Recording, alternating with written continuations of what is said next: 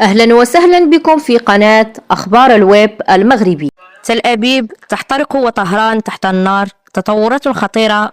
وقبل الخوض في التفاصيل لا تنسوا الاشتراك في القناة وتفعيلكم زر الجرس ليصلكم كل جديد.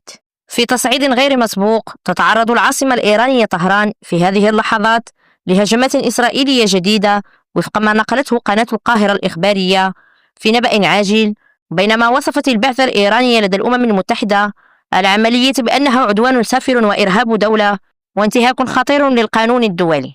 وتأتي هذه الهجمات عقب ساعات من موجات متتالية من الغارات شنتها إسرائيل فجر الجمعة، حيث ذكرت مصادر إسرائيلية أن العملية العسكرية الأسد الصاعد شملت أكثر من 200 طائرة مقاتلة واستخدام أكثر من 330 نوعا من الأسلحة، واستهدفت نحو 350 موقعا داخل إيران.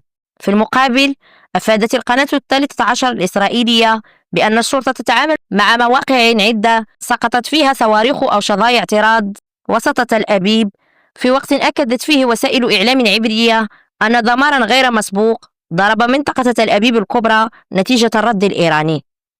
التصعيد الخطير ينذر بانزلاق المنطقة إلى حرب مفتوحة وسط قلق دولي متزايد من تداعيات المواجهة على أمن المنطقة واستقرار الأسواق. لا تنسوا الاشتراك في القناة وتفعيلكم زر الجرس ليصلكم كل جديد.